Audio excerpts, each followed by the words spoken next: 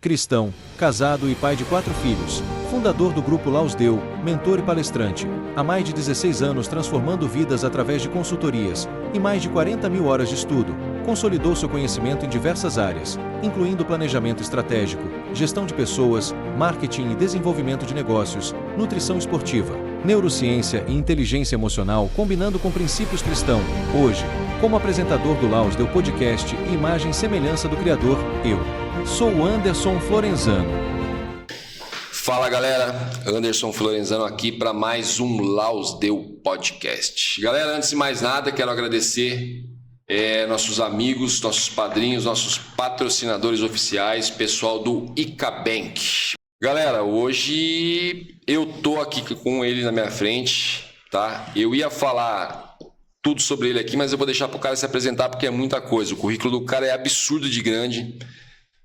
De uma maneira carinhosa falando, eu tô com um verdadeiro monstro admirável aqui na minha frente, que é o Márcio Jacobelli. Cara, não tem como descrever a honra. A honra é minha, tô muito feliz de estar aqui. Eu não sabia o tesouro que tava vindo aqui pro programa hoje, juro mesmo. Eu tinha noção da grandeza, de autoridade e respeito, mas eu acho que minha ficha caiu mesmo com a gente sentado em off conversando ali. Eu falei, cara, eu tô com o homem aqui na minha frente. Fala um pouquinho pra gente de tudo que você está envolvido aí, que se eu for falar do seu currículo aí, cara, a gente vai ficar o podcast inteiro. Você vai resumir ele pra gente, falar aquilo que você mais se orgulha aí, o que você quiser falar, fica à vontade.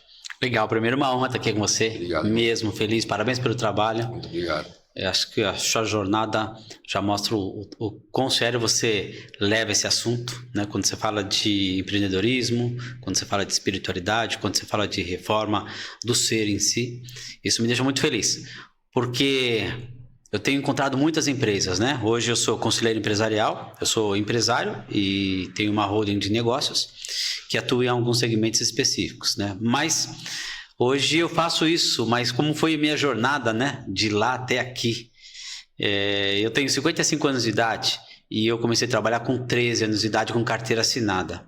E a vida me deu de presente, no primeiro trabalho, uma coisa bem interessante. Eu fui trabalhar com um dos maiores empresários que esse país já teve. Eu fui office boy, com 13 anos de idade, do Olacir de Moraes. O Olacir de Moraes, para quem não conhece, foi o rei da soja, o maior produtor de soja individual do mundo. Ele foi dono da Constran e foi dono de um banco, ou seja, foi banqueiro. Imagina um moleque de 13 anos de idade junto com um empresário, eu ficava na sala dele. Imagina o tanto de gente que entrava e saía, o tanto de relacionamento que tinha, o tanto de decisões que tinham naquela sala. E eu aprendi uma coisa com o Olacir, eu sempre gosto de falar isso desde o começo da minha carreira, que foi fazer perguntas. O Olacir, Anderson, só falava comigo fazendo perguntas. Né? Aquele método socrático. Sim. Que a gente entende, né? Assim, ele só...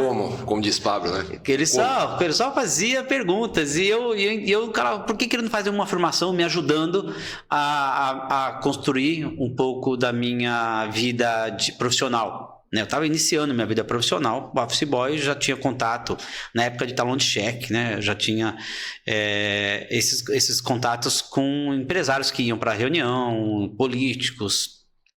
Eu lembro que a primeira pergunta que ele fez, Anderson, foi quanto que era a dívida externa do país. Cara, não tinha internet na época, não tinha smartphone, não tinha nem sequer celular. Mas tinha 3 coisas que a gente buscava informação. A Barça, a enciclopédia do estudante, eu sei que não é da sua época, mas Não, eu não sou novo, tá? A gente conversou ali, não sou novo, não sou tão novo não, tenho 47, pô. Então você já teve contato com isso, né? Pô, sim. Com a Barça, com a enciclopédia do estudante, e tinha o nosso professor. Na época eu fazia colégio de processamento de dados. Não se falava de informática na época, mas falava de processamento de dados com linguagens de programação. E eu fui perguntar, o professor falou no dia seguinte, peguei o papelzinho, anotei o valor e fui falar para o doutor Olacir que eu já tinha a resposta. Eu já tenho a resposta da pergunta de hoje. E ele falou assim, então tá, fala. E eu logo falei o número e ele falou, muito bem, é isso mesmo, mas por que é esse valor? E mais uma pergunta, e mais uma pergunta. Só que ele não falava só pergunta de economia, ele fazia perguntas do tipo, quem é você? Para onde você vai? Quais os caminhos te levam até lá? Quem você ama? Quem te ama? Por que você faz isso? Por que você não faz isso? Então, perguntas que animavam o espírito. Passando todo esse tempo, a gente entendeu que agora, com a inteligência artificial, se a gente não souber fazer pergunta, a resposta sai torta. Então, tem até uma função para isso, né? Engenheiro de prompt. Sim. Virou engenheiro quem sabe fazer pergunta. Olha, o Dr. Olacir, com a sabedoria dele, há mais de 40 anos já falava isso, que é importante na nossa vida é também saber fazer as perguntas certas e não só ter as respostas. Você percebeu que eu tô ansioso pra fazer uma pergunta, pra fazer uma pergunta aqui, uma observação, na verdade, cara, que é muito interessante que você trouxe aqui agora e que eu acho que acrescenta demais pro nosso programa, é o quê? Olha só a importância, você falou que conviveu com uma pessoa que te enchia de perguntas. E isso a gente tá te apresentando aqui hoje, que eu falei, cara, não faz, nem convém eu te apresentar, porque, pô, qualquer um que olhar ali já vai falar, cara, é o Márcio, velho. Entendeu? Foi como você falou, pô, esse aí é meu amigo, tô tapa na bunda dele, isso, aquilo. Mas a importância de fazer perguntas, e a gente tá vivendo numa era, numa geração, onde a gente devia fazer mais perguntas ainda. E os pais, hoje em dia, se recusam a responder os filhos. Pô, filho, dá um tempinho, cara, papai tá aqui ocupado. E, na verdade, o que faz a criança virar um homem como você é justamente as respostas que ela tem quando ela pergunta. Então o cara te incentivava a perguntar. Te incentivava a perguntar mais. E a gente vivendo nessa era a qual o pai manda filho ficar quieto. Pô, filho, pô, dá um tempo. Ah, não sei. Ah, isso, aquilo. Cara, e é da criança ser curiosa. Eu era essa criança. Cheio das perguntas. Não tive o privilégio como você, de um cara que me fazia perguntas e esperava minhas respostas. Mas eu era o cara que ficava perguntando o tempo todo. Eu não conseguia. Se você passasse com um carro que eu admirava na minha frente, eu ia perguntar, como, Márcio? Como você fez, cara? Pô, não, isso eu ganhei do meu pai. Cara, o que seu pai faz? Pô, meu pai faz isso, aquilo, mas seu pai faz tempo, vai indo do meu avô, isso. Eu queria saber tudo. E a gente está vendo uma era onde o pessoal está restringindo as crianças, que é o nosso futuro da nação aí, às perguntas. E sabe o que está acontecendo? Olha que fenômeno importante que está acontecendo agora. As crianças hoje já não perguntam para os pais, elas vão para a inteligência artificial perguntar. Olha que louco isso. Aí, a função... Quando eu tive filho, eu já tenho filho com 33 anos de idade, um com 30 e um com 25. Quando meus filhos eram pequenos, Anderson, eu ganhei, eles me perguntavam... Você está com 4? Herói, hein? E 3 eu já achava que era herói. Boa. Quando eles eram pequenos, e tal, aconteceu com você também, eles me perguntavam tudo. Tipo, do que a lua é feita? Com certeza. Por que isso é assim? Por que isso é assim? Hoje, as crianças já não perguntam aos pais. Elas vão para a IA, vão para o ChatGPT e perguntam para ele, porque a resposta é instantânea. E aí, a gente faz a primeira reflexão. Qual é o papel do pai hoje que não quer responder pergunta para os filhos, como você disse, e elas estão usando a fuga de ir para a inteligência artificial para pegar as respostas? Aí entra o papel muito mais importante, que é educação moral. Porque a IA não vai ensinar o seu filho com educação moral, não vai ensinar a espiritualidade para o seu filho. Então, este acaba ocupando e sendo o papel dos pais. Então, se ele não tem tempo de fazer pergunta, ele tem que arrumar tempo para educar moralmente seus filhos, para educar espiritualmente seus filhos. Para mim, é uma mudança fundamental, porque talvez a inteligência artificial tenha as respostas melhores na questão de solução de uma pergunta do que os pais, mas ela nunca vai ter uma resposta para educar uma pessoa moralmente. E depois os pais não sabem por que estão perdendo os filhos, né? Estão perdendo esse contato, esse vínculo, esse laço. É verdade. Que entra. Aí depois, como o nosso programa é um programa assim, fala bastante da parte cristã também, aí depois não adianta você falar que a inteligência artificial é do capeta, irmão. Você está abandonando teu filho para deixar ele lá no computador. Pega o celular, filho, aí, procura no Google. Agora hoje, como você falou, a inteligência artificial está aí, está respondendo tudo e está indo e se inovando cada dia mais e mais. Então, não tem nada a ver com o capeta não, cara. É você que não está dando atenção para aquilo que te convém, que faz parte da sua vida e da criação, da formação do teu filho. Eu dou um exemplo para você, ó. Meus filhos, todos eles, nós praticamos homeschool. Todos eles são ensinados em casa. Minha esposa que comanda o estudo deles, né? Que leciona para eles, tudo baseado em princípios e empreendedorismo. Eles crescem com essa base. Todo mundo admira. Conhece, principalmente meu filho mais velho, o Pedro, conhecem ele, me ligam, empresários às vezes, para falar, pô, que menino bacana, indo para frente, isso, aquilo, não sei o quê. Adorei conhecer conheço a pessoa na rua, pô, teu filho é inteligente pra caramba, isso, aquilo, como que é? Onde ele estuda? Não, a gente que leciona pra ele ali, isso, aquilo, minha esposa é educadora, a gente tem uma escola só pra eles, né? Ah, tá, nossa, que bacana isso, aquilo, mas você dá aula? Não. Mas se você quiser, eu te forneço todo o material que a gente usa pra você poder lecionar pra tua filha e simplesmente... Ah, mas é muito trabalho. A gente ouve isso demais, cara. Olha só. Dá muito trabalho. Todo mundo quer ter um filho. Não tô dizendo que meu filho é o melhor do mundo, tá, gente? Existem várias crianças aí admiráveis. Até trouxe elas aqui para... Muitos estão convidadas a vir e trouxe bastante delas aqui. Mas a pessoa admira meu filho, mas não quer ter o trabalho que eu tenho. Bom, se pegar um menino o Pedro começou com a gente com 12 anos, tá? Vai fazer 14 agora. Você pegar um menino dessa idade para ensinar empreendedorismo para ele, cara, eu tenho que pegar toda a fase dele de hormônio ali, de pico de hormônio, isso, aquilo, como Napoleão Hill dizia, trazer isso para transmutação, entendeu? Meu irmão, vem cá, você vai estar cheio de hormônio, vamos levar isso para o empreendedorismo que você vai arrebentar. Então é um processo, mas ninguém quer, quase ninguém quer, desculpa, quase ninguém quer esse trabalho, entendeu? Então, assim, não tem nada de graça, né, Márcio? Nada, não existe. Nada. Não existe almoço grátis. A gente tem essa frase que a gente leva no mundo de empreendedorismo, é assim. Tudo é esforço, tem que ter dedicação, tem que ter estudo, tem que ter amor acima de tudo. Márcio, é como eu falei pra você ali em off, ali que a gente tava conversando, eu falei, cara, eu quero extrair isso de você. Por quê? É como eu falei, a pessoa vê tua cara ali já fala, pô, Márcio, monstrão, tá ali, isso, aquilo. Mas assim... Pra gente pegar, como a gente falou agora da parte de crianças, da onde surgiu, cara, essa sede de conhecimento, essa sede de busca e que é nítido pela conversa que a gente teve ali, que é a sua sede de servir, de aconselhar, de ver o cara crescer. Porque é tudo uma coisa assim, eu sei que é uma escada porque eu estou galgando essa escada ainda, estou passando pelas fases da escada como eu falei pra você, né?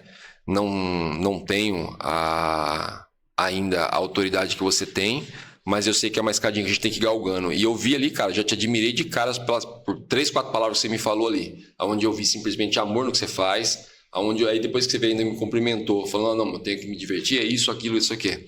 Eu vi muita coisa ali que, assim, pra mim é edificante. Mas da onde que surgiu? Quando começou, assim, você falou, você começou a gostar e se interessar por isso? Primeiro vem a sede, né, do conhecimento. E depois você vai encaixando. Legal. É uma pergunta profunda. Aliás, uma pergunta que o Laceiro gostaria de estar fazendo, né? Porque as perguntas profundas, elas são mais difíceis de serem respondidas, mas para mim é tudo uma construção, passo a passo. E eu entendi que as dores que a gente sente, ela é um processo de aprendizado. Se você não entender isso, provavelmente você vai ficar remoendo as dores do passado e você não vai conseguir sair disso, como se fosse uma areia movediça. Quanto mais você move, mais você afunda. E eu, hoje, quando me encontro, né, comigo, eu falo que eu sempre tenho o que eu falo de pausa criativa. Eu faço a minha pausa criativa, que é as reflexões dos meus relacionamentos. Mas hoje foi assim. Mas eu não era assim, eu me transformei nessa pessoa, né?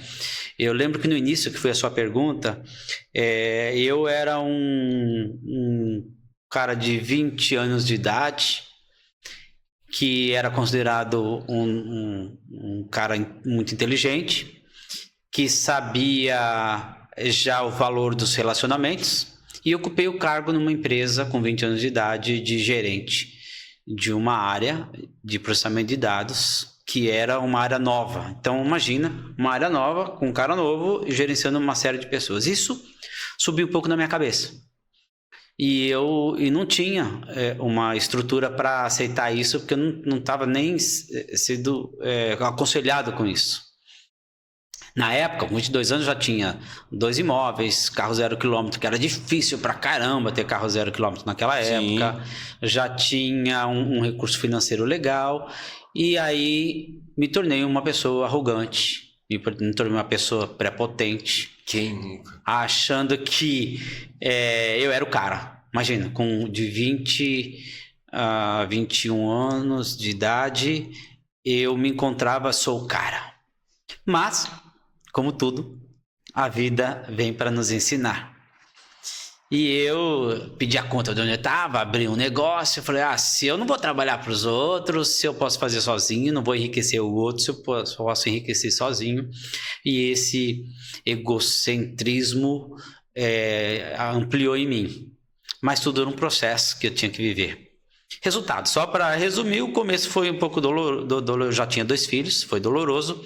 Eu quebrei, vendi um imóvel, vendi outro imóvel, vendi os carros, fui morar de aluguel e as coisas não dando certo, os filhos pequenos. Cheguei ao ponto de passar a compra no mercado, o cartão não passar, deixar a compra e voltar sem nada. Então eu não sei se você viveu isso, você que está ouvindo a gente, mas eu vivi. Muita gente vê a gente agora, né, como empresário, conselheiro, dono de uma holding de várias empresas, fala assim, nossa, foi fácil, né? Veio do berço. Não veio.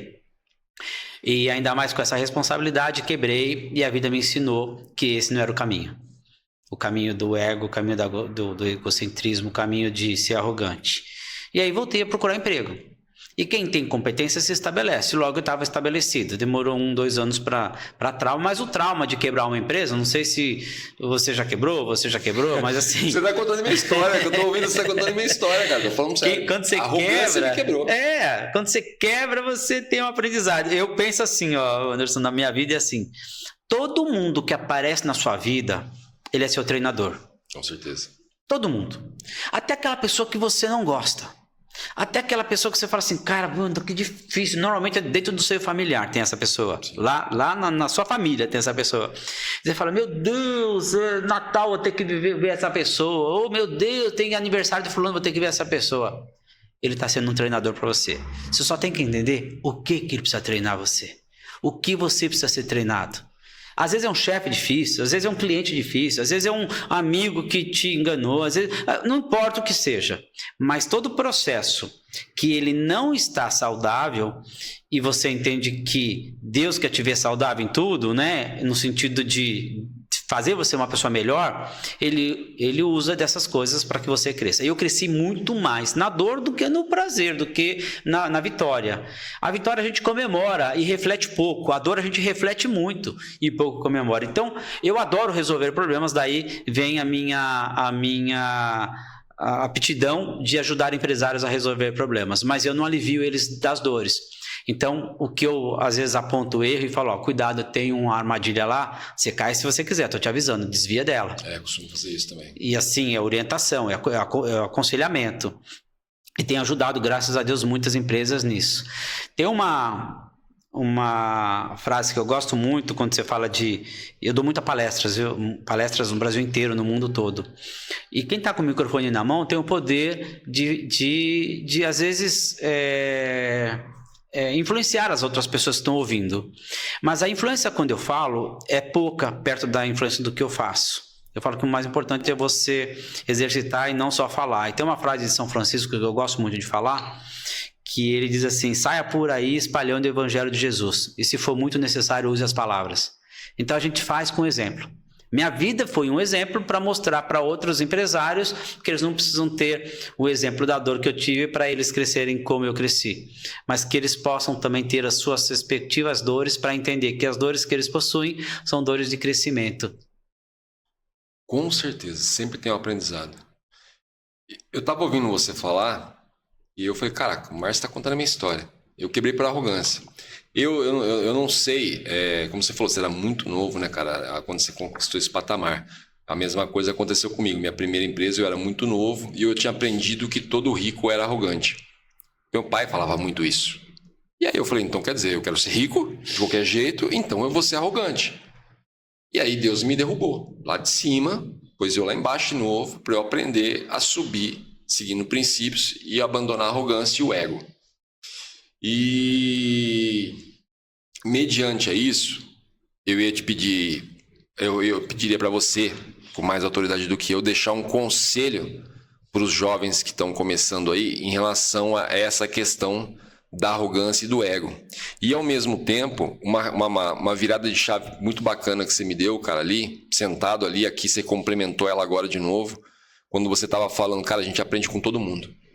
A gente aprende com todo mundo. Eu conto a minha história aqui, meu testemunho, que não é um testemunho bacana, como eu falei, eu não tive uma boa relação com a minha mãe, mas hoje você me mostrou que é a minha mãe que injetou a veia empreendedora em mim, cara. Eu tive um processo muito difícil com o perdão. Hoje você me fortaleceu ele. Entendeu? Minha história é a história de José. E hoje você veio e me fortaleceu isso, cara. Você aprendeu com a tua mãe. Indiretamente, ali nas tuas palavras, na mesma hora, Deus falou, tá vendo com quem você aprendeu? Você falou, pô, você falava tal empresa. Eu falei, caraca, minha mãe trabalhou nisso. Minha mãe trabalhou nisso. E se a gente continuar, a gente vai longe. Entendeu? Você vai falar, Anderson, conheci todas essas áreas que sua mãe trabalhou. Então, assim, eu te agradeço por isso, tá, cara? Cortei você, desculpa, mas pra te agradecer. E não, é lindo isso, é lindo isso. E deixo aberto o espaço para você dar um conselho, como você falou. Eu aviso que vai bater a cara no muro. Então, aproveita avisar essa molecada nova aí. Eu quebrei mais ou menos na mesma idade que você aí, que você me falou, que é uma experiência horrível, eu costumo dizer isso, porque, assim, quem não conhece o gostinho de estar lá em cima, se estiver lá embaixo, o cara passar dificuldade, o cara vai se virar, vai dar seu jeito. Agora, quem já conhece o gostinho, se eu olhar e falar, pô, ontem eu tava dentro da agência tirando um carro zero, hoje eu não tenho dinheiro para comprar uma Havaianas. É doloroso demais. Então, assim, dê um conselho para esses jovens aí, né, que estão da nossa audiência aí, da sua audiência que vai assistir, vai acompanhar também, para que não batam a cara no muro, que não caiam nesse buraco que você falou que tem lá no final, que nós já conhecemos. Cuidado com o ego. Eu tenho uma frase que eu falo que o simples sempre vence. Ele pode demorar, mas ele sempre vence. E eu vejo muitos empresários que não entendem a força do ego para te puxar para baixo e querem pagar para ver, achando que não, que já conquistou, que está tudo certo. Mas não estou falando só de coisas materiais, estou falando de tudo. O ego pode te afastar das pessoas, o ego pode enfraquecer suas relações e, por último, ele pode tirar a sua riqueza material, que quem sabe consegue construir de novo. Agora, difícil construir novas relações. Difícil construir algumas coisas que são do ser humano, né? Eu não acredito que uma vida boa se constrói com relações ruins. Então, uma vida boa se constrói com boas relações, uma empresa boa se constrói com boas relações. Tudo, absolutamente tudo na vida, ele é feito através e por pessoas. Então, você não consegue ser feliz sozinho no quesito de prosperidade. A gente nasceu em sociedade, a gente é um ser, aliás, é uma discussão dos antropólogos, filósofos e sociólogos nós não somos seres naturais, nós somos seres sociais, porque já nascemos numa sociedade, com pai e mãe, né?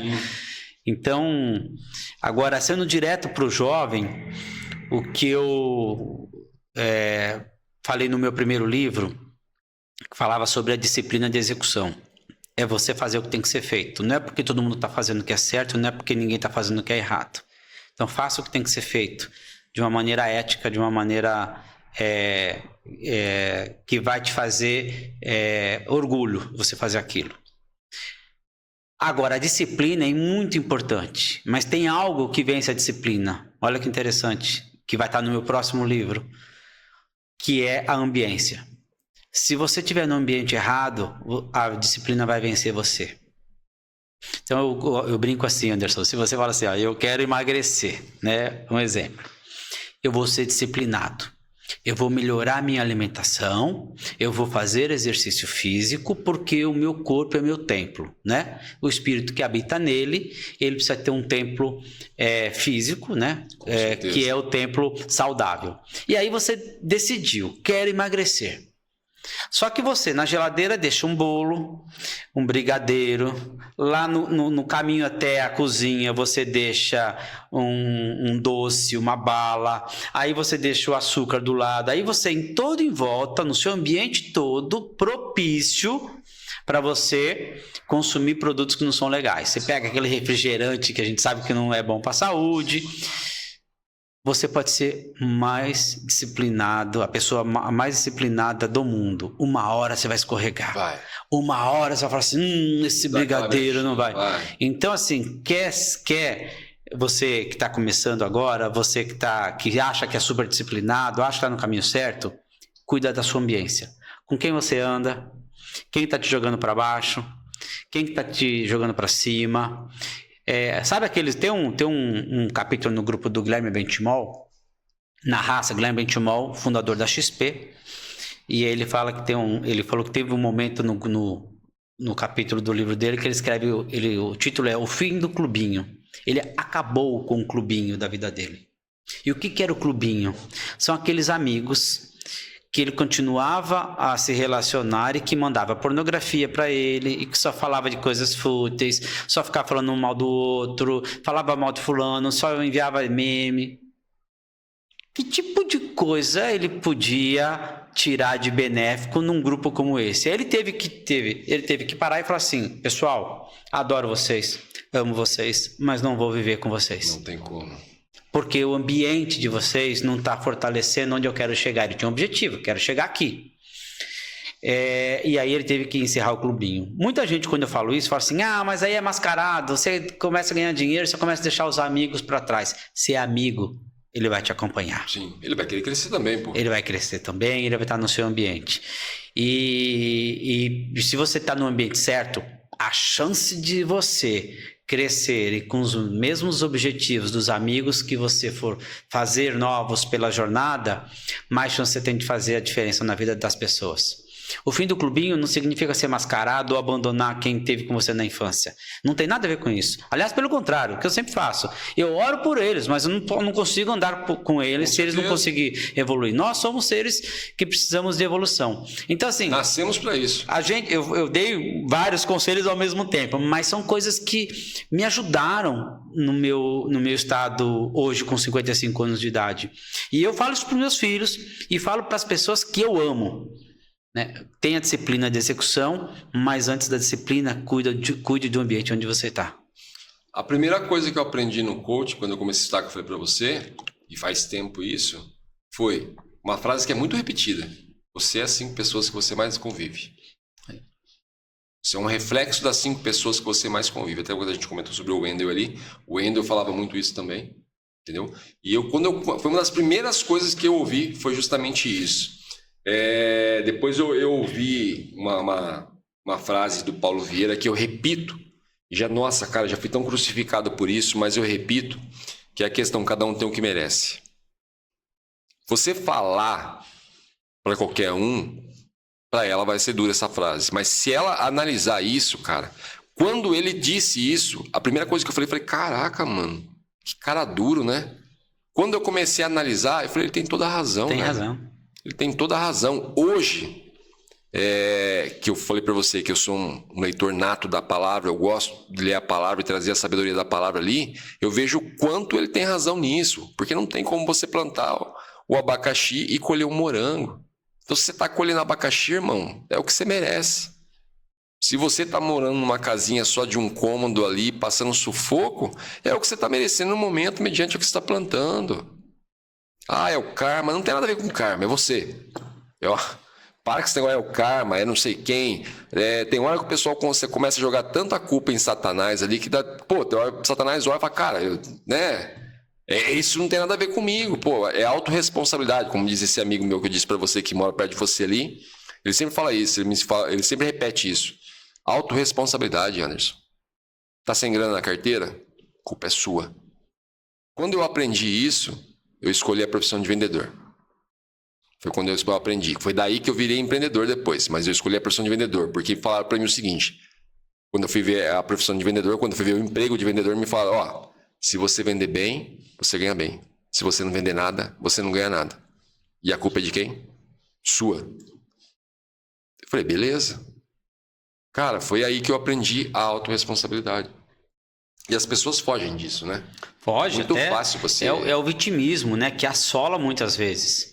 E o vitimismo tá no detalhe, viu, Anderson? Porque assim, às vezes... Quer ver um negócio interessante quando a gente fala de vitimismo? É quando você... Vítima só para conceituar. Vítima e protagonista. O protagonista é você sabe que tudo que acontece na sua vida é responsabilidade sua. Tem alguns fatores externos que são incontroláveis, mas aquele que você consegue ter responsabilidade é tua responsabilidade. E vítima é aquele que transfere, mesmo sendo sua responsabilidade, para o outro. Qual é o outro?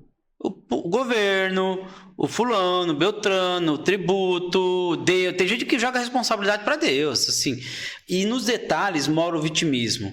Se eu chego atrasado numa reunião e a pessoa pergunta por que chegou atrasado, eu falo assim, é o trânsito, eu tô jogando responsabilidade no trânsito. A responsabilidade é minha, tinha que sair mais cedo de casa sabendo que tinha trânsito. Ah, teve um acidente, responsabilidade é sua, porque você podia prever que podia acontecer um imprevisto no meio do caminho. Furou meu pneu, responsabilidade é sua. Porque... Então, tudo que você terceiriza de responsabilidade, você é vítima. Tudo que você assume e fala assim, eu cheguei atrasado porque a culpa foi minha, desculpa e tudo mais. Fica muito mais leve você assumir para poder corrigir, porque a gente não consegue corrigir um problema se a gente não acha que o problema é nosso. Se é do outro, deixa o outro que resolve. Eu não consigo crescer na minha empresa porque o imposto mata a gente. Como é que tem gente crescendo? E só você não? E por que você está culpando o imposto? Que tipo de estratégia você vai usar para crescer desse jeito? Qual plano tático você tem? Qual operação que você vai ter? Então, quando a gente presta atenção, eu falo sempre para a galera em palestra, você presta atenção. Toda vez que você terceiriza a sua culpa, você está sendo vítima da situação. E vítima até numa discussão, você com a sua esposa ou a esposa com o marido, e fala assim, a culpa é sua. Opa, vou parar. Não tem culpa do outro. Num relacionamento, quando tem uma discussão, a responsabilidade é sempre dos dois, de um resgatar a situação ou não.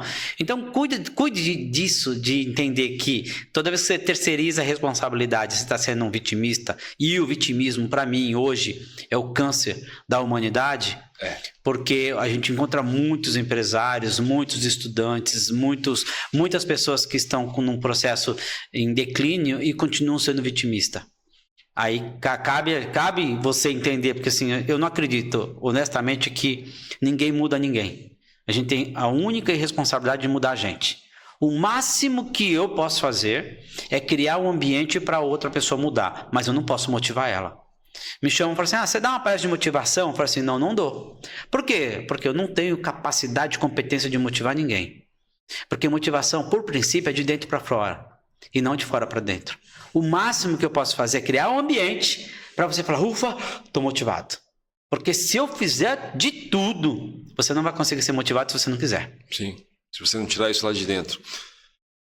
Ô Márcio, não vou perguntar qual que é a sua opinião, porque já está nítida, mas da onde você acha que vem essa necessidade do ser humano sentar no sofá da vitimização, onde a gente está vivendo uma era que está muito fácil ganhar dinheiro? Porque assim, eu vou ser bem sincero para você, eu comentei com você que eu tive uma quebra financeira e emocional muito forte ali na minha vida, não faz muito tempo, isso foi há 5 anos atrás, e foi na época da pandemia que eu mais ganhei dinheiro, que Deus mais me prosperou, foi na época da pandemia. Só que é o seguinte, eu via muitos sentados no sofá de domingo reclamando que não podia sair de casa, que não podia fazer isso, não podia fazer aquilo. Eu montei meu escritório home office e dali eu comecei tudo e ganhei muito dinheiro. E conheço vários que vieram aqui, deram testemunho e ganharam muito isso. A pessoa, ela prefere... uma prova de que está muito fácil ganhar dinheiro é só você ver a qualidade das músicas que estão no mercado hoje em dia e os cantores que estão milionários. Desculpa, é minha opinião, eu não estou nem citando ninguém, então ninguém pode me pichar por isso. Mas estou dizendo, existem músicas ruins e o cantor está milionário. Então tá fácil ganhar dinheiro. Só que você vai lá, você prefere sentar no sofá no domingo e começar a reclamar junto com a família. Nossa, tá difícil, hein? Como tá parado o mercado, como isso, como aquilo. É uma crença? Porque é uma crença universal isso, né? É uma crença muito limitante quando a gente começa a colocar as barreiras do nosso potencial, da nossa competência. Mas eu acho que a gente está vivendo uma fase que é a fase do imediatismo. Sim. Eu até brinco que é a geração miojo, né? Você quer resultado instantâneo. É a galera que entra numa empresa como estagiário, depois de 1 ano já quer ser diretor. É a galera que não quer respeitar o processo. Quer uma coisa interessante nos detalhes? Eu gosto sempre de olhar os detalhes que lá que mora a diferença. A gente tá ouvindo mensagem de WhatsApp em velocidade acelerada. Eu falo muito isso, me criticaram por isso. Uau! O que é isso? Eu até brinco com os meus amigos, eu mando mensagem falando muito rápido no WhatsApp, para eles não verem em velocidade, porque não dá para entender. Então eu já mando em velocidade acelerada só para brincar com eles. É o seguinte, A vida não precisa estar acelerada como você tá. Então, às vezes o cara senta no sofá e fala assim, tem que fazer isso para conquistar isso. Não quero. Aí entra no comodismo porque não aceitou o resultado num processo. Tudo para mim é jornada. Eu, quando fiz o caminho de Santiago de Compostela, eu entendi o que é jornada, passo a passo. Eu saí da França e andei a Espanha inteira a pé, 27 dias andando quase 900 quilômetros, com a mochila nas costas. E não dava para você falar assim, opa, acordei, estou em Santiago. É um processo, é um aprendizado, é step by step, é passo a passo. Assim é a vida. Sim. Como o pessoal fala assim, eu quero fazer network, né? Muita gente me pergunta, nossa, sua rede de relacionamento é muito forte. Como é que você conquistou isso? Eu falei, foi processo. Eu não fiquei amigo da pessoa no dia seguinte e já é meu chapa. Foi um processo. Eu falo, primeiro a gente namora e depois a gente casa. A gente não sai direto, né? Então, respeitar os processos da evolução faz com que as coisas sejam mais verdadeiras e não artificial ou não instantânea como a gente quer. Então, esse comodismo que você cita, e é real, ele, para mim, é muito atributo da velocidade do mundo que a gente está vivendo. Tudo muito instantâneo e a gente está perdendo o valor das relações. Quer ver um outro exemplo? Eu sou da época que você pegava o material que tinha disponível no YouTube de palestras de grandes mestres aí de 4 horas. E, eu ficava as 4 horas ali ligado assistindo. Hoje o pessoal não é capaz de assistir um podcast de 1 hora. Ele quer só o corte. Eu não vou pegar um insight do Márcio num corte só, cara. Pode ser realmente que deu um estalo na minha cabeça, mas se eu pegar o contexto inteiro, eu não vou somar mais. A gente começou ali já. Eu já comecei ali a dar a virada de chave. Verdade. Eu ter a oportunidade de trazer na mesa e conversar com você, estender esse assunto, pra mim, é muito gratificante, porque eu tô emendando tudo. Se ali você falou um negócio que já me tocou, aqui na mesa já completou, aqui eu já entendi um monte de coisa, entendeu? E a galera não quer isso. Não quer. O pessoal hoje só quer o corte. Só rapidinho o corte. Opa, esse corte não foi interessante. E aí, através do corte, aí vem um vitimista, aí vem aquele cara simplesmente que vem dar opinião sem ver o contexto de tudo, que não entende as coisas. Então, assim, foi como você falou, cara, essa questão de acelerar, e Augusto Cury preveu isso em 2010. Ele já tinha lançado um livro falando sobre isso, que é a síndrome do pensamento acelerado, né? Que a gente ia viver isso. Eu lembro disso, eu peguei toda a transformação do Augusto Cury, foi uma pessoa que eu admiro muito, peguei toda essa transformação dele espiritual, tudo, eu peguei tudo, acompanhei esse processo, e lá atrás eu lembro um livro que ele lançou, não vou me recordar o nome do livro, que ele falava sobre a síndrome do pensamento acelerado. A gente já tinha um pensamento acelerado. Nessa época, nem tinha como você aumentar a velocidade do WhatsApp, como você aumentar a velocidade do YouTube, não tinha nada disso. E hoje a gente está nisso, cara. Hoje é corte, hoje é Reels, aí entra as regras lá que é 3 minutos, não sei quantos minutos, quantos segundos, isso, aquilo, e a pessoa está se moldando aquilo. Se você olhar um vídeo de 4 horas antes, você já corria o risco de olhar aquela ilusão e se sentir frustrado, trazendo a depressão para tua vida. Imagine hoje você vendo um negócio rapidinho ali. Você só vê os altos do Márcio e não vê a história inteira do Márcio. Por isso que eu faço questão, que eu falei para você, cara, eu faço questão de descobrir a raiz. Entendeu? Para essa galera entender a raiz, ver a raiz do negócio mesmo, de onde veio. Porque a pessoa olha lá e fala, não, o Márcio é influente porque ele fez amizade com esse levou esse para esse, para esse, para esse, para esse, para esse, para esse, para esse. O Márcio é assim porque simplesmente o Márcio tem amizade fácil, o Márcio vai ter amizade não sei o quê, o Márcio é muito bem de vida, mas cara, e o processo que agora que você acabou de falar, de quando eu quebrei? E esse processo que doeu, que eu precisei passar, essa história ninguém conhece. Verdade. É aquela história, como eu sempre costumo dizer, bater nas suas costas e falar, cara, esse teve sorte, hein? Até os pais fazem isso com os filhos, né? Não, aquele teve sorte. Aí, muitas vezes eu lembrava minha mãe quando eu acordava às 5 horas da manhã. Entendeu? Eu fui muito do esporte. E o esporte é um lugar que você aprende muito disciplina. Eu sempre, eu bato nessa tecla da disciplina, como você falou aí agora há pouco. Por quê? Você ia ali, cara, a pessoa te encontrava depois de 3 meses, olhava e falava, caramba, você tá usando bomba? Eu falei, e os 6 meses, e um ano atrás que eu tô treinando, que enquanto vocês estão comendo pizza, eu tô no final de semana trancado em casa, comendo tal coisa, me restringindo de tal coisa, com a minha geladeira só tem isso, só tem aquilo, não sei o que, é fácil falar isso. Como é fácil nunca ver o Márcio acordar às 5 da manhã para ir trabalhar e depois você aparecer com a Porsche na sua garagem. Pô, que sorte, hein, Márcio? Caramba, o que você tá fazendo, hein, meu? Então a galera não vê essa parte, que eu costumo dizer que é o outro lado dos bastidores, que é o processo. Verdade. O processo. E a importância de você estar no momento presente, que eu falo muito isso, a galera não vive no momento presente. Porque quanto mais, senão a pessoa vai falar do outro lado, ela fala, pô, tá, você fala que é o processo, mas caramba, eu já tô com 60 anos, 50 anos e tô vivendo, sofrendo nesse processo, porque você não tá no momento presente, cara. Se você ficar no momento presente e a gente entrar naquela, muitos mentores falam isso hoje em dia, melhorar pelo menos 1%, se recusar a acordar amanhã do mesmo jeito. Eu falo para meus filhos todo dia isso, acorde pelo menos 1% melhor. 1%, só 1%. Já vai ser muita coisa. Só que o cara não, ele vai deixando. Pô, hoje não foi legal o dia, hoje não vendi quase nada. Aí chega amanhã de novo, pô, hoje também não vendi quase nada. Se você reparar naquele dia, cara, por que eu não vendi quase nada? No outro dia você muda.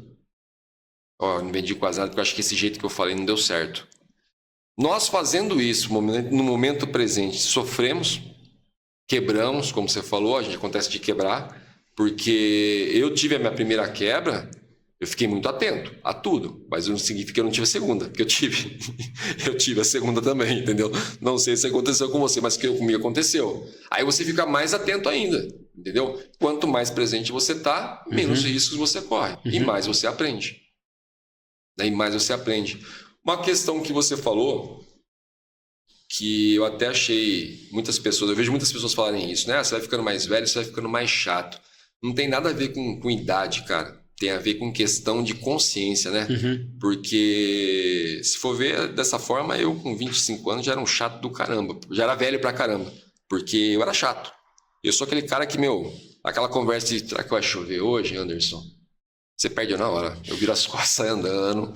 Ou pra eu não ser mal educado, se eu tiver com um amigo do lado que conhece a pessoa, cara, não vai nem estar entrando, eu digo. Vai estar fazendo curva. Tô pensando em outra coisa. Tô pensando no que o Márcio falou pra mim no podcast lá. Tô pensando no que aquele outro cara falou pra mim. Tô pensando nisso, naquele livro que eu li.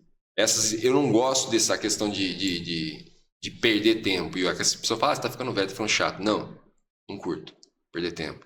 Ah, então você não tira um tempo pra brincar com teus filhos? Eu não tô perdendo tempo, tô ganhando. Ali eu tô ganhando. É um tempo com meus filhos. É a hora onde eu posso ensinar, onde eu posso ter contato com eles. Pessoal, o mundo tá muito confuso, né? A galera está muito perdida nos seus próprios pensamentos e não consegue se encaixar. Hoje eu quero ser igual ao Márcio. Não, mas eu não gostei mais do Paulo Vieira. Quero ser igual ao Paulo Vieira. Não, gostei mais. Não, agora eu quero ser mais igual a ele, isso, aquilo. Cara, eu sempre falo, cara, não tente copiar uma pessoa. Veja os que você admira e modele com as suas qualidades uma pessoa. Eu sempre falo isso. E a galera quer não. Eu quero copiar igualzinho o Márcio eu quero ser. Meu filho um dia falou, eu quero ser igual a você. Eu falei, nunca. Você vai ter que ser melhor do que eu, meu irmão. Essa é a evolução. Entendeu? E pode falar, Márcio. Não, e é verdade, eu concordo em gênero, número e grau. Eu vejo muita gente perdida, até no contexto empresarial, mas no contexto familiar, no contexto de se encaixar. Muita gente querendo pertencer e não conseguindo fazer parte. E é interessante porque as pessoas querem pertencer por motivos fúteis, né? Por motivos superficiais. Você mesmo falou, né? Não consigo entrar num bate-papo que a pessoa só fala do superficial. E não dá para viver só por superficial. E olha que interessante. Os ciclos menores de relacionamento nosso são conversas superficiais. Com poucas exceções. Quando você está com os pais, você fala de futebol, você faz vai chover, como a vida tá, como não tá. Será que é essa a conversa dos ciclos menores? Ou os ciclos menores é aquele, o que está te fazendo feliz, como eu posso te ajudar, qual que é como é que a gente pode melhorar as nossas relações? Essa é a função dos círculos menores, mas eles são tão constantes que você não consegue aprofundar, porque o contato é muito próximo. Tem um dado importante quando você falou da pandemia. A pandemia, ela aproximou mais os filhos dos pais antes da pandemia. Olha que louco isso. A pandemia foi uma aprovação muito grande para muitos, né? Para casamento, para paternidade, para maternidade. Teve gente que não aguentou no casamento. Sim. Eu vejo muitos empresários, como você falou, ganharam muito dinheiro, mas vi muitos empresários quebrando. Então, cada Cada um teve o seu impacto. Tem uma frase que eu gosto muito, eu sou muito frasista, porque a frase ela nos apoia a defender uma tese, né? Que ela fala assim, ó, o problema não é o problema é sua atitude com relação ao problema. Sim. Então o que você vai fazer com o problema que você tem hoje? E o que você vai fazer com o problema que você vai ter amanhã? Então é o que você faz com ele que vai fazer se ele é um problema grande, pequeno, médio, ou se ele não é um problema. E aí, na pandemia, foi isso, né? Teve gente que não conseguiu conviver com a mulher junto. Eu não aguento mais. E por outro lado, a gente fala assim, cara... Teve gente que veio se conhecer na pandemia, né? Se conhecer na pandemia. Eu não sabia. E por outro lado, teve gente que fala assim, cara, eu nunca falei tanto com minha mãe e com meu pai na pandemia. Mas estava do lado. E por que eu não falava antes? Então... quando a gente fala que as relações, e aí isso é científico, de relações próximas, de relações que são distantes. As distantes são as melhores para você fazer network, porque elas trazem um repertório de assunto diferenciado. E as mais próximas. Por exemplo, nós temos uma relação distante. A gente se conheceu hoje, sim, presencialmente. Sim. A gente está aprofundando tanto o assunto que você fala assim, cara, às vezes eu tenho amigo de 15 anos que a gente não tratou desse assunto. Eu ia falar isso, você tirou as palavras da minha boca. Mas isso é o fenômeno que acontece, porque o próximo a gente tende a ser superficial. Agora, qual que é a mudança de chave que a gente tem que ter na nossa cabeça? A gente trazer na proximidade das nossas relações assuntos profundos. Aí a gente vai enriquecer. Porque, por exemplo, eu conversava com meu pai uma relação de superficialidade porque tinham 5 filhos. Aí não tinha, você disputava, né? Eu vejo você com 4 filhos, sim, disputa a sua atenção. Com certeza. Os filhos ficam disputando. E aí eles não conseguem aprofundar, e nem você consegue aprofundar. A não ser quando você tem um momento solitário com ele. E quando você tem esse momento, muitas vezes, olha que interessante isso, muitas vezes é um momento de doença, é um momento que você precisa fazer uma reflexão profunda. Não precisa chegar nesse momento. Não precisa. Mas a gente não consegue provocar essas relações profundas. Por exemplo, eu não conhecia a infância do meu pai. Mas depois que ele ficou próximo da morte, a gente começou a discutir e eu comecei a entender da infância dele. Olha que rico conhecer da infância dos nossos pais. Com certeza. Eu, quando contratava executivo, eu perguntava assim, eles estavam esperando eu falar, qual é o seu ponto forte? Qual é o seu ponto fraco? Qual é isso? Qual é aquilo? E eu falava assim, como é que seus pais se conheceram? Porque aí eu consigo ver qual a relação de raiz que ele tem, se eu quero contratar um cara que eu preciso disso, sabe? Assim, então a pergunta que eu fazia era disruptiva para entender se o que ele estava falando para mim não estava preparado para uma entrevista de emprego. E sim para uma realidade de uma pessoa que eu quero, porque eu treino competência e contrato por atitude. Um cara com atitude, a competência vem junto. Então... É muito importante a gente ter em mente isso. Qual é a nossa... Esse é um aprendizado para mim todos os dias. Qual é a nossa função para cuidar dos nossos 20 metros? Se todo mundo, Anderson, cuidasse dos seus 20 metros, o mundo seria melhor.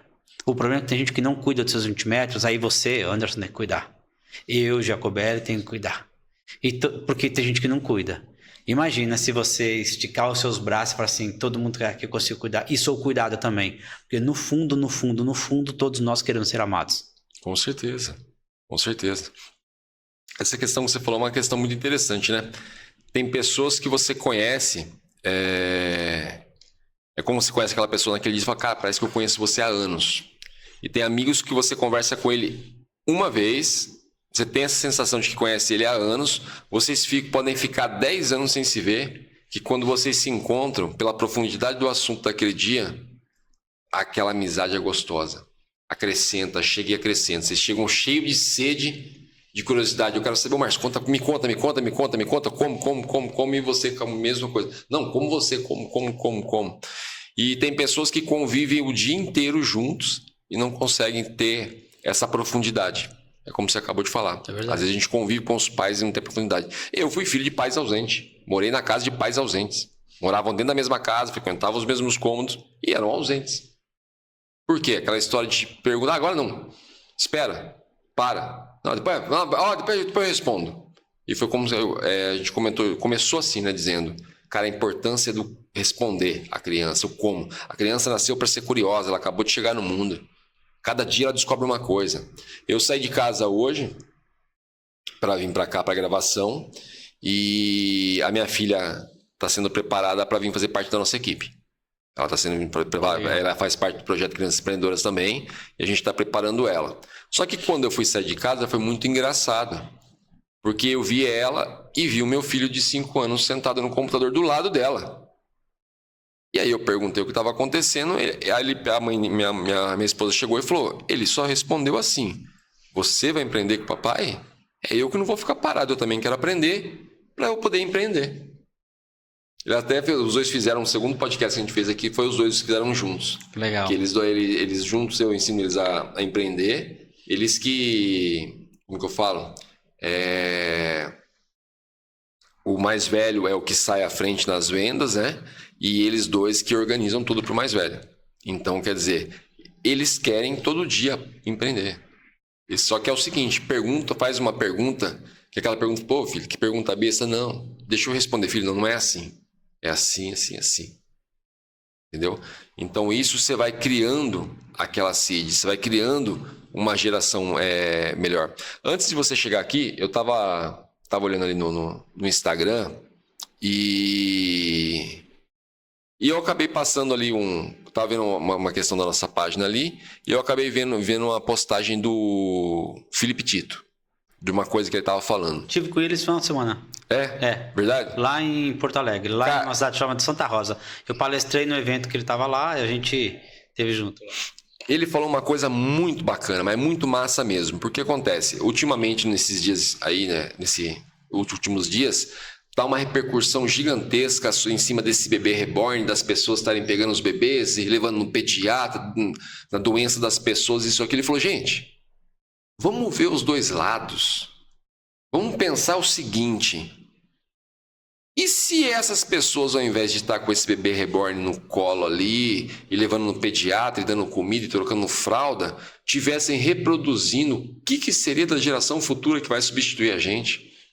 Então deixa eles brincarem quietinho lá. Não vamos se preocupar com isso, não. Devia se preocupar com o outro lado que poderia acontecer.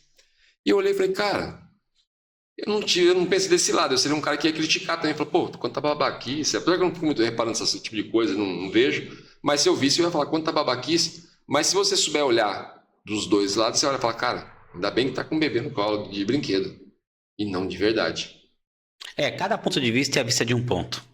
Então, é muito importante ser dos dois lados. Né? É importante você se posicionar, que acho que o posicionamento é importante, entender a situação, mas ver o ponto de vista, né? A crítica faz bem para todo mundo. Ela só não faz bem quando ela é destrutiva, quando ela é maldosa. Mas uma crítica de entender a situação e enxergar o ponto de vista, ela é sempre válida. Com certeza. Eu tive virou um grande amigo. Ele veio aqui no podcast dar uma entrevista pra gente. E na hora eu vi aquilo como uma crítica. Só que automaticamente eu já entendi o que ele queria fazer eu enxergar. Quando ele fez, e foi assim no decorrer do programa, não demorou 2 minutos da crítica que ele fez, eu já entendi o que ele quis dizer e falei, cara, ele tem razão. Eu tô perdendo meu tempo com isso. Eu vou lá perder tempo de criticar isso, não. Eu recebi uma crítica em relação a uma crítica que eu fiz e ele me mostrou que eu tava perdendo tempo. Então deixa, cara. Se o cara quer bater a cara no muro, para de ficar segurando o braço dele, criticando que ele vai bater a cara no muro. Solta. Só avisa, como se disse. Vai bater a cara no muro se continuar reto. Só avisa e solta. Então, assim, como volto naquela questão. Momento presente e saber analisar e se posicionar como você falou. Uma outra coisa que eu ia perguntar para você, Márcio, que eu percebi quando a gente estava conversando ali, a gente estava falando dessa questão da linha automotiva, isso, aquilo. Hoje você já está numa fase a qual nada mais é por dinheiro, hoje tudo é por amor. Foi muito nítido nas suas palavras, a gente estava conversando lá de fora ali, isso, aquilo. E quando você chega nessa fase, nesse patamar, certas coisas que eram sonhos acabam perdendo um pouco da graça. Como você comentou, pô, tive esse carro, tive esse. Hoje já não me preocupo mais com isso. O que leva a acontecer isso? Eu vejo muitas pessoas grandes mestres aí falando na internet hoje em dia, que o dinheiro dela não vale mais nada, porque ela vai nos lugares, ela não paga as coisas. Entendeu? Eu duvido que você vai sair daqui e vai parar na volta do caminho para jantar em algum lugar e você vai pagar a conta. Você não vai pagar. Alguém vai chegar e falar, pô, Márcio, caramba, conheço, admiro muito seu material, isso, aquilo, não sei o que, cara. Ó, deixa eu pagar a sua conta. Chega uma hora que o dinheiro não vale mais nada. É muito interessante essa parte, porque você começa acabando sendo arrogante, de tanta correria atrás do dinheiro, e depois uma hora você descobre que o dinheiro já não faz mais diferença. Hoje, na forma que você me colocou ali, eu ia até responder para você, mas eu fiquei quieto. Eu ia falar, lógico que você não tem mais um carro desse. Você não precisa ter mais um carro desse. Se você ligar e falar, me empresta para dar uma volta, na hora vão falar, lógico. Então, hoje, essas amizades valiosas são muito melhores, valem muito mais do que o dinheiro.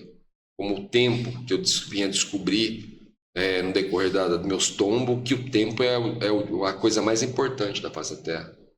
Que o dinheiro, você ganha 10 mil hoje, você gasta, você ganha 10 de novo. Uhum. O tempo que você perde, se a gente fizer um podcast lixo aqui, que você fala, pô, perdi 24 horas, perdi 2 horas com o Anderson sentado na mesa, você não vai recuperar. Entendeu? Quando que você chegou a esse ponto? Legal. Porque assim, se tratando de bens materiais, tem 3 fases, né, que a gente vive. Quando você consegue viver essas 3, você consegue enxergar as 3. A primeira, que é aquela quando você quer e não pode. Por exemplo, eu queria ter um carro conversível, mas não podia, não tinha dinheiro. Eu queria comprar uma casa legal, morar num condomínio, como eu moro hoje, não tinha dinheiro. Eu queria viajar para a Europa, como eu fui várias vezes, não podia. Então, tem a fase de você quer e não pode, que a grande maioria das pessoas vive nessa fase. Sim. Porque ela quer e não pode, não faz nada para poder. Ou se faz errado. Ou se faz, acha que sozinho vai conseguir chegar. Então, independente, ela vive naquela fase. Eu queria tanto aquilo, mas não posso. Até comprar uma roupa, eu quero. Aí, você vive a segunda fase, que é uma fase linda. Que é aquela fase que você quer e posso. Quero comprar um carro conversível. Primeira vez que eu comprei um carro conversível, nossa, pode. Pá, comprei. Eu quero viajar, vou para Paris, adoro. Pega assim, eu vou para Paris, assim, amanhã decidi, né? Caminho de Santiago de Compostela, eu falei assim, eu quero fazer no mês que vem. Comprei passagem, comprei roupa, mochila nas costas e fui. E fiquei 40 dias fora, fiz um turismo em Portugal. Que aí pode. Aí é aquela fase que você tem dinheiro e você fala, vou gastar. Que nós chamamos de emergente, né? Sim. E a galera, o emergente é a galera que começa a comprar o Porsche. Viver essa fase. Não tem nada de ruim de viver essa fase. Tá tudo certo.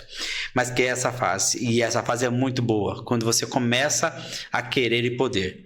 Agora, tem uma terceira que é maravilhosa. Muito melhor do que a segunda. Que é aquela que você pode, mas não quer. Você pode comprar uma Ferrari, mas não quero, não faz mais sentido para mim. Você pode ir para Paris amanhã? Sim, mas eu prefiro ficar com meus filhos, eu prefiro cuidar do meu cachorro. Essa fase é a fase que te liberta de verdade, que é aquela assim, ó, eu posso, mas não quero. Não é aquela fase do consumismo de quer e pode, nem é aquela fase do consumismo de que eu não posso e quero. É essa última fase que é a melhor fase de se viver. Agora, onde é que está o segredo dessas 3 fases? É você estar na primeira e viver igual à terceira. É você estar na primeira e falar assim, de vez você fala assim, eu quero e não posso, você fala assim, ó, eu posso, mas não quero. Aí você já construiu algo na sua mente que é o invisível que se torna visível. Tudo que é matéria hoje, um dia foi não matéria. Tudo que é matéria hoje, aí a gente tem um estudo que é um outro lado, que é a física quântica, né? O Amit Goswami, quando veio para o Brasil, para mim é o pai da física quântica, a gente trouxe ele várias vezes aqui para o Brasil e ele tem vários livros falando sobre isso, que tudo são possibilidades. E se você está achando que você quer e não pode, você vai continuar querendo e não podendo. Agora, se você viver é sentir, né? Pensamentos que tragam sobre a mente que te movem. Se você vive a terceira fase, que é como se você realmente pudesse, mas você não quer. Essa fase faz com que você salte da primeira para a terceira sem precisar necessariamente passar pela segunda. Eu passei pela segunda, eu vivi a segunda, vivo a terceira. Mas quando você entende que a maioria está lá na primeira, de quer e não pode, você fala, cara, se a galera começar a pensar como eu estou pensando aqui agora, ele vai conseguir chegar sem passar pela segunda. Então, resumindo, quando você quer e não pode, comece a viver como se você pudesse e não quisesse. A segunda fase foi a que me quebrou. A segunda fase foi a que me quebrou. É que quebra todo mundo. É que quebra todo mundo, né? Porque aí é aí que manifesta o ego. Isso, eu ia falar justamente isso, porque a segunda fase, eu cheguei a trocar de carro às vezes, 2 vezes no dia. Aí? De montar no carro, olhar, sair, andar, gostar, falar que queria, porque queria, vou lá, vou comprar, eu posso? Não gostei.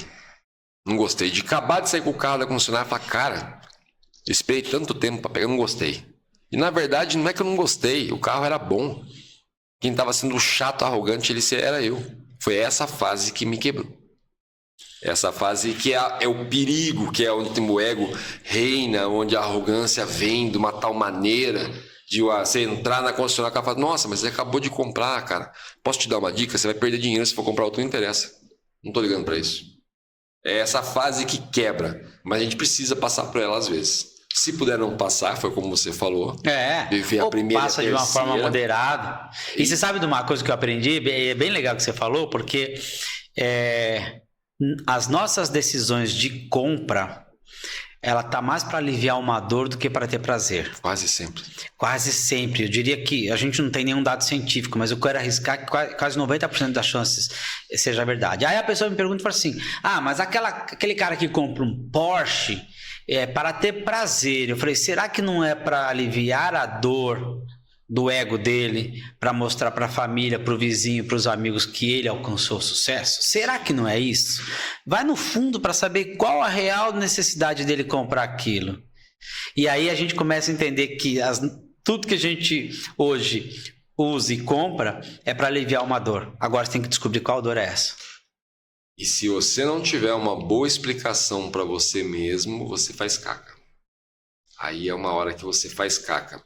Eu vi o Paulo Musi falar uma coisa muito interessante, que é sobre o carro que ele estava no momento, que ele falou, eu não tenho esse carro.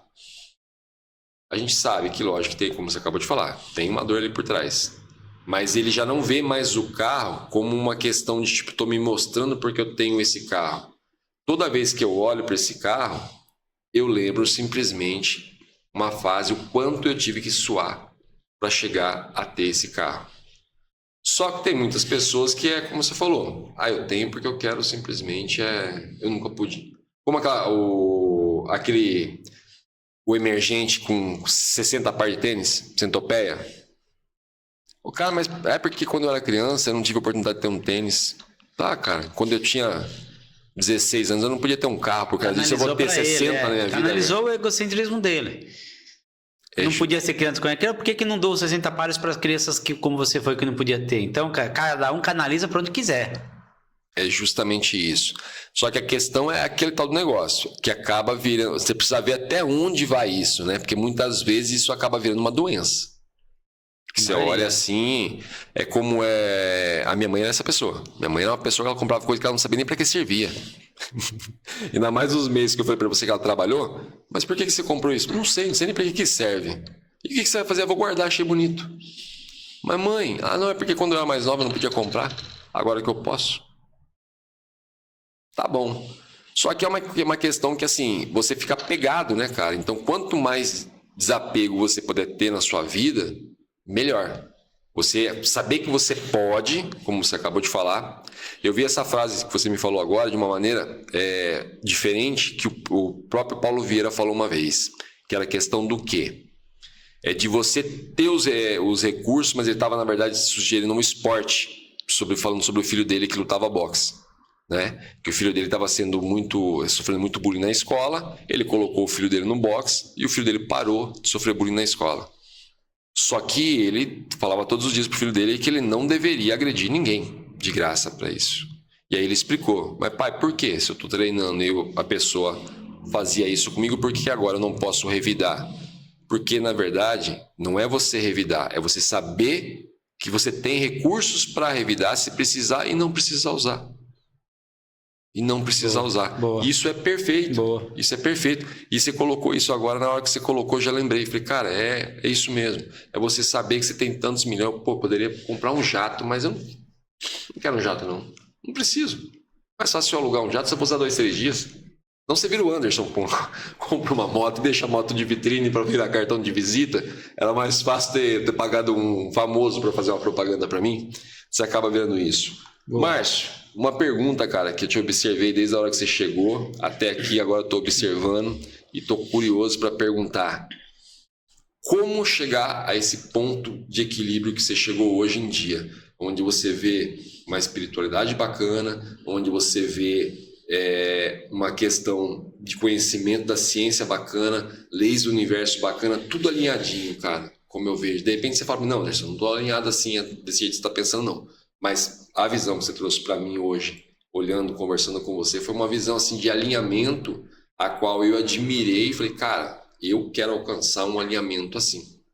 Entendeu? Eu falo isso porque eu tive muito dificuldade, até comentei ontem com um pastor que esteve aqui, porque como eu vim da ciência e depois eu comecei a ler a palavra, eu passei pelo processo de religiosidade para eu poder alinhar os dois e entender de uma maneira sábia, que é isso que eu estou querendo dizer. Você alinhou tudo e trouxe tudo traz tudo de uma maneira muito sábia. É muito leve quando você fala.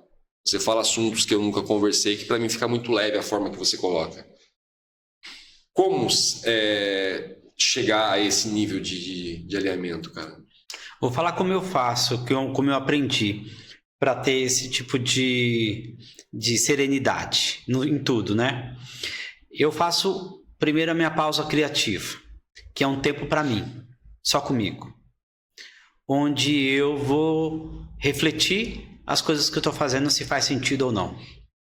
Eu já deixei negócios, Anderson, porque eu comecei a perceber, negócio de 2 anos que eu fundei, eu coloquei muita grana, e aí eu, nessa pausa criativa, eu falei, cara, não faz o menor sentido eu estar fazendo isso.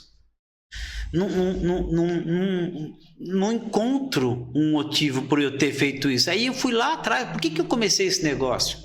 Depois eu refleti e falei, não faz sentido, aí eu largo mão.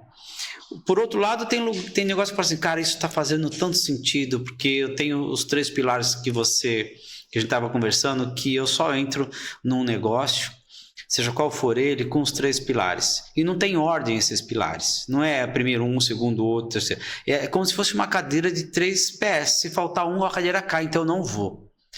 Um dos pilares é propósito, ajudar pessoas e empresas. Se eu tiver num negócio onde eu estou contribuindo e ajudando pessoas e empresas, eu continuo. O outro é fazer dinheiro. Estou falando de negócio. O negócio tem que me dar lucro. Então, se eu conseguir fazer dinheiro, eu continuo. E o outro é me divertir. Se faltar um desses, se eu estiver só me divertindo, mas não estou fazendo dinheiro, não estou ajudando ninguém, então, é diversão, é só dopamina. Tá tudo certo, mas não é negócio para mim. Se eu estiver só ajudando pessoas, é uma filantropia, só social. Aí não é negócio, também não vou cobrar os outros 2 pilares. Se eu estiver só ganhando dinheiro, mas tá chato, tá difícil, não tô ajudando ninguém, só eu tô me beneficiando com isso, também saio. Então essas 3 são os pilares que me norteiam para tomar uma decisão de negócio. Junto com a pausa criativa que eu faço todos os anos. Às vezes minha pausa criativa dura 1 mês. Tem pausa criativa que dura 1 dia, tem pausa criativa que dura 1 semana. Eu vou para a fazenda e fico contemplando a natureza em pausa criativa, me questionando, fazendo aquelas perguntas do começo da nossa conversa, sabe? Isso é maravilhoso, se as pessoas soubessem como isso é maravilhoso. Não, é um processo de meditação para mim, né? O processo de meditação ajuda muito ao empresário ou a pessoa entender se ela está no olho do furacão. Sabe aquele olho do furacão que você fala, e agora que eu não consigo sair? E tem muitos empresários assim, sozinho, estressado. A gente está falando hoje de manhã, eu conversei com alguns empresários aqui em Campinas e eles estavam, a maioria deles falando assim, cara, já tive burnout, eu já estou no processo de burnout. Olha que louco isso.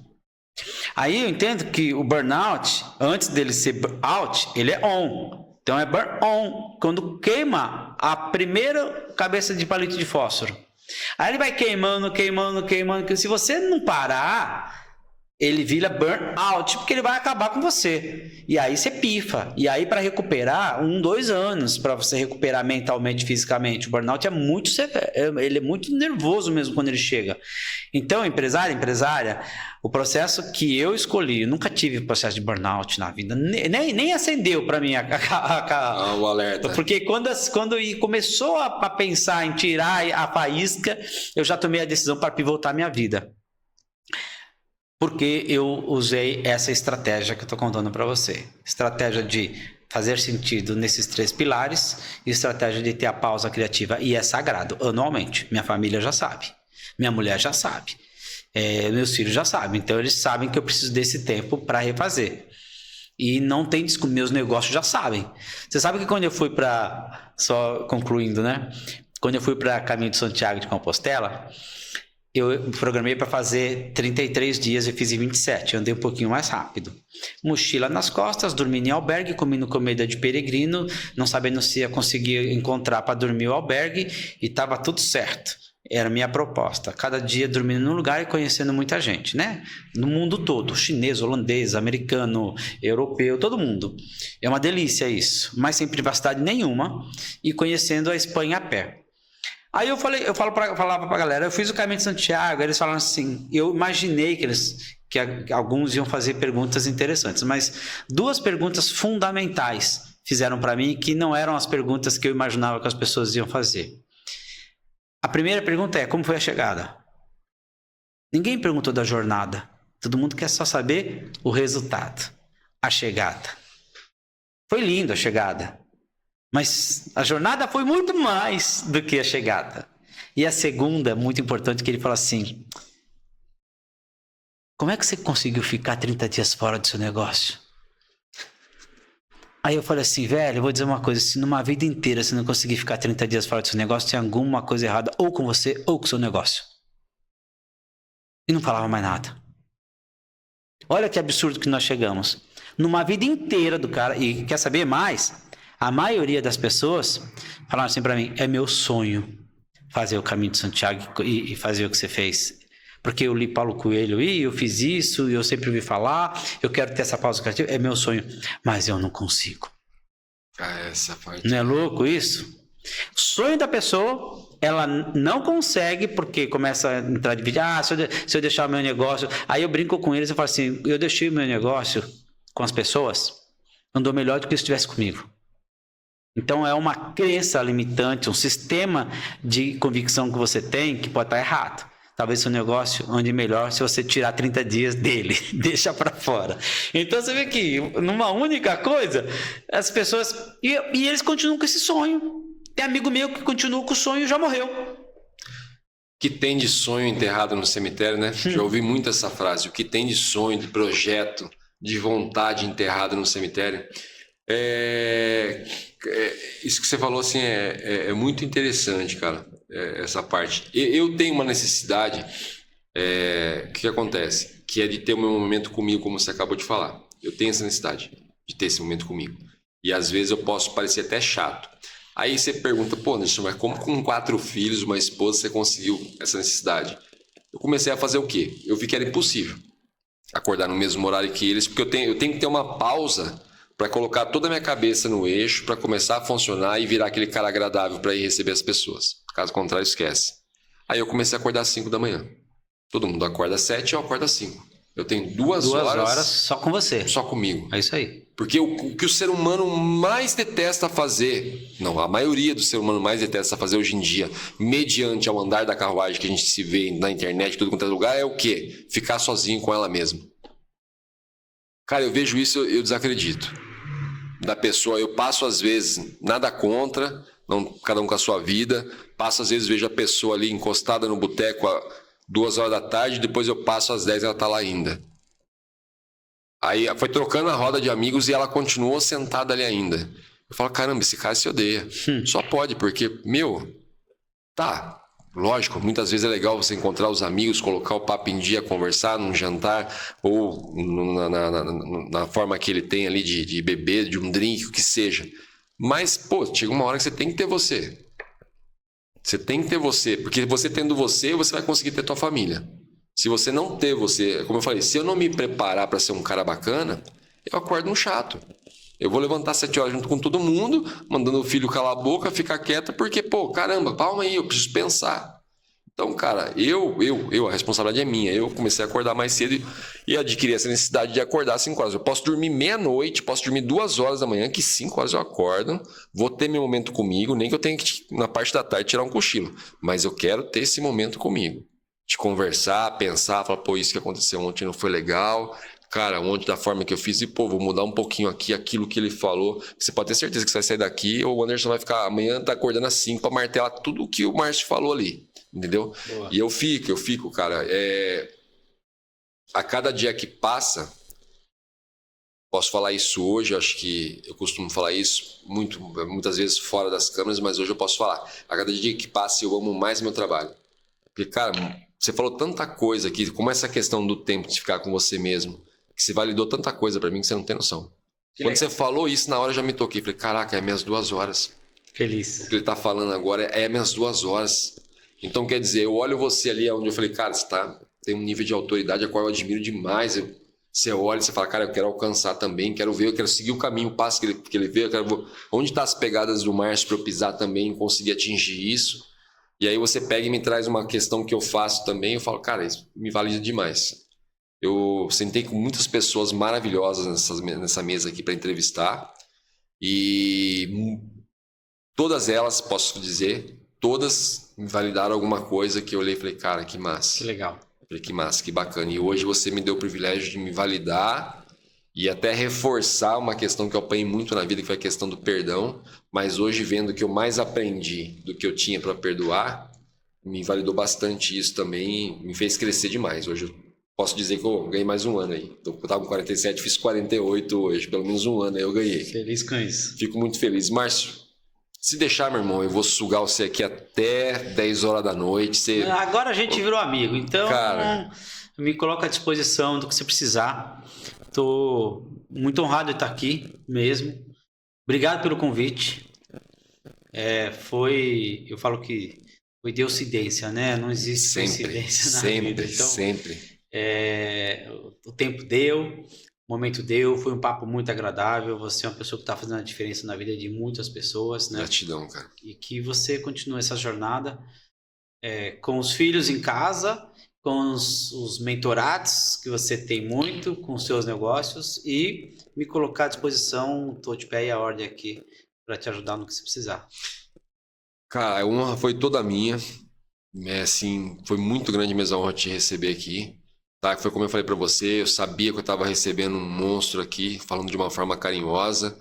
E quando a gente conversou um pouquinho ali, aí eu falei, caramba, esse monstro é muito maior do que eu imaginei, tá? E fiquei muito, muito feliz de dividir a mesa com você aqui. Te agradeço demais de dispor do seu tempo e vir aqui dar esse presente pra gente, que é a coisa mais valiosa, como eu falei, dando o seu tempo pra gente aqui, pro público que assiste a gente ali. Se o nosso intuito aqui, como eu sempre falo, é tirar a escama dos olhos das pessoas e transformar a vida delas, eu acredito que esse podcast de hoje vai transformar a vida de muita gente. Porque, pra mim mesmo, pro entrevistador aqui, você simplesmente validou muita coisa. Eu imagino para pessoas que são ligadas ali o tempo todo, em qualquer passo que o Márcio dá e ele fala, o quanto tá validando. Então foi uma enorme honra. Peço que volte mais vezes, porque eu sei aqui, só num pouquinho que a gente conversou ali, que a nossa conversa é extensa, tem a parte de espiritualidade que eu gostaria muito de conversar, entrar mais no empreendedorismo ali. Eu queria que o pessoal conhecesse toda a raiz ali do Márcio, a trajetória, o percurso, a caminhada, como foi para de Santiago. Eu queria que o pessoal conhecesse essa caminhada toda ali, por isso que eu entrei no assunto hoje, mas eu sei que tem muita coisa aqui legal, bacana para a gente conversar ainda, para eu aprender e para aqueles que nos assistem nos aprender. Quer deixar um recadinho para a galera que te assiste, que te acompanha, que gosta, que ama teu trabalho? A gente falou muita coisa legal, muita coisa profunda, mas olha, se eu tivesse que deixar uma mensagem de tudo, primeiro, acredite em você. Você é o único, exclusivamente responsável pelo seu sucesso, mas também pelo seu fracasso. Mas tem uma rede de apoio, mesmo acreditando em você, acredite nas pessoas que podem te ajudar a conquistar o seu sonho grande. Vá atrás dele. Mais uma vez, obrigado, irmão. Obrigado mesmo, de coração. Tamo junto. Uma enorme honra, viu, cara? Obrigado mesmo. Aprendi hoje e não tem como descrever. Não tem como descrever, cara. É mestre e pupilo. Sentei aqui hoje e presenciei isso, vivi isso na pele. Galera, espero que vocês sintam a profundidade da conversa, da importância de tudo que foi falado aqui e façam uma transformação na vida de vocês, tá? Paz e prosperidade a todos. Um beijão.